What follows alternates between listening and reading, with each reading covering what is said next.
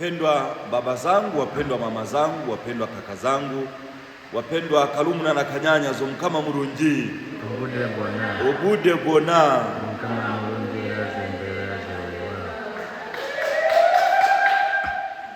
Wazo letu la leo, huruma ni uchungu wa mwingine moyoni mwako. Huruma ni uchungu wa mwingine moyoni mwako. Mstari unaotuongoza ni kutoka Injili ya Mathayo sura ya 25 mstari wa 36. Nilikuwa mgonjwa mkaja kunitazama. Wapendwa katika Kristo, kuna maswali matatu ya huruma. Swali la kwanza, je, inanitia huruma? Je, ninaguswa?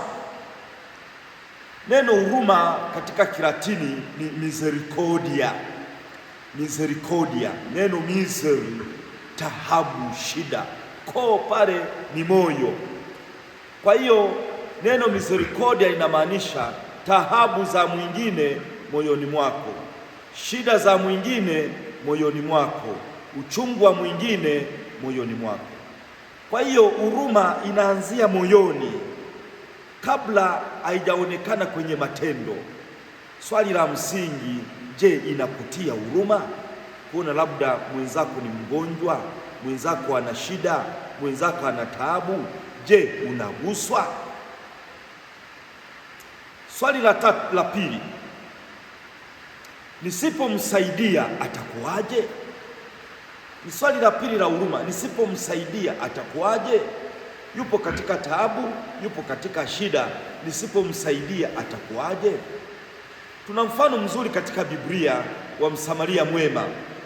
Kuna mtu alikuwa anatoka Yerusalemu anaenda Yeriko, akapigwa na majambazi, akaumizwa, yuko taabani, damu zinamtoka. Akaja Mlawi akapita kando. Bila shaka Mlawi alijiuliza swali, nikimsaidia nitakuwaje? Akalirudisha kwake. Bila shaka alijibu, nitakuwa najisi. Akaja kuhani akapita kando. Bila shaka alijiuliza swali, nikimsaidia nitakuwaje? Akajijibu, nitakuwa najisi.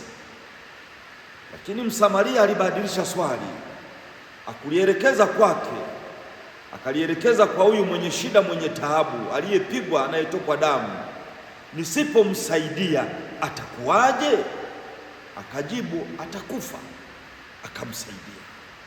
Mlawi aliondoka, kuhani aliendelea na safari, lakini huyu akajiuliza, nisipomsaidia atakuwaje? Hayo ndiyo maswali mawili ya huruma. Swali la tatu, je, inawezekana? Inawezekana kumsaidia? Bwana wetu Yesu Kristo alisema, nilikuwa mgonjwa mkaja kunitazama, nilikuwa kifungoni mkaja kunitazama.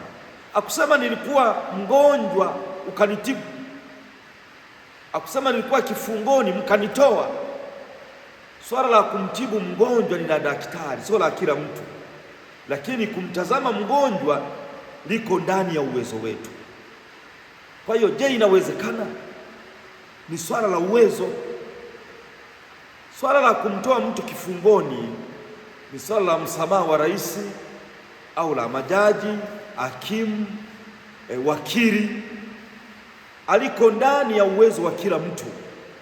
Lakini swala la kumtembelea mtu kifungoni karibu liko ndani ya uwezo karibu wa kila mtu. Kwa hiyo naomba kila mara tujiulize hayo maswali matatu ya huruma. Kwa hiyo uchungu, huruma ni uchungu wa mwingine moyoni mwako, misericordia. Taabu za mwingine moyoni mwako, shida za mwingine moyoni mwako. La msingi tujiulize hayo maswali matatu. Je, ninaguswa? Je, inanitia huruma? Nisipomsaidia atakuwaje? Je, inawezekana? Tumsifu Yesu Kristo. Amen. Asante.